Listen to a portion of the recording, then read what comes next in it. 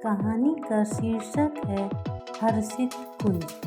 Rice अनुराग, जिसकी दो बहनें जिनका नाम रूही और रुचि था, दोनों का विवाह एक ही घर के दो भाइयों से हुई जिनका नाम रबील और कबीर था। उनका विवाह केवल उनकी सुंदरता के कारण हुआ। दोनों बेटों की शादी इतनी सुंदर लड़कियों से होने के कारण सरला फूली नहीं समा रही थी, पर उसकी खुशी की उम्र थोड़ी छोटी थी। बहुओं का व्यवहार बिल्कुल अच्छा न था। उसके पति जब अपने अपने काम से बाहर जाते, तब वे दोनों अपने अपने कमरे में चली जाती और पूरा समय दोनों बहनें मोबाइल और टीवी देखती। इन सब से समय मिलता तो वे पार्लर चली जाती, पर घर का कोई काम न करती। सारा काम सरला को ही करना पड़ता। बेटे इन बात से बिल्कुल अनजान थे, क्योंकि उनके सामने रुचि रूही बहुत अच्छे से रहती थी। एक दिन रबील और कबीर दोनों अपने अपने काम से घर जल्दी वापस आ गए, पर घर का जो उन्होंने देखा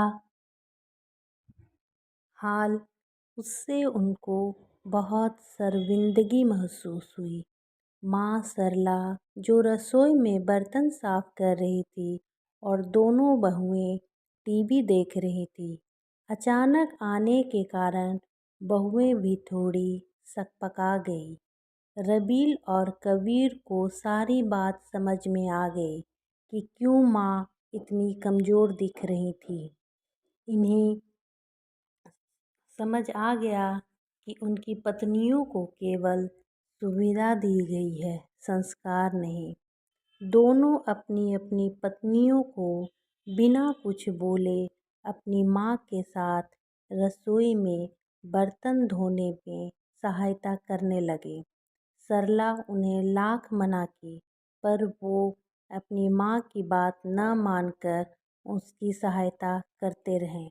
अब यह उनका रोज का रूटीन हो गया। ऑफिस जाने से पहले सवेरे उठकर दोनों भाई अपनी माँ के पहले काम में मदद करते, फिर वो अपने ऑफिस जाने के लिए तैयार होते। दोनों की पत्नियों की गिरी हुई सोच पर कोई फर्क न पड़ा।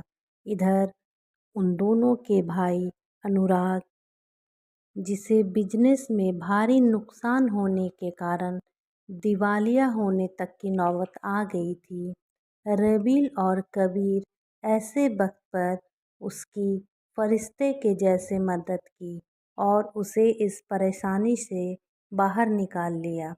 रुचि और रूही अब बहुत शर्मिंदा महसूस कर रही थी कि हम लोगों ने भैया की मदद के लिए अपने अपने पतियों से कहा भी नहीं।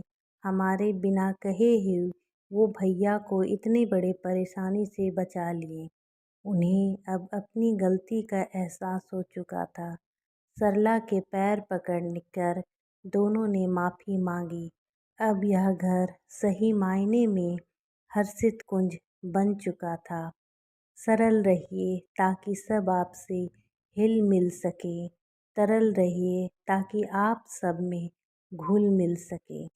सब्ज़ और दिमाग से दुनिया जीती जा सकती है, दिल तो आज भी दिल से ही जीत जा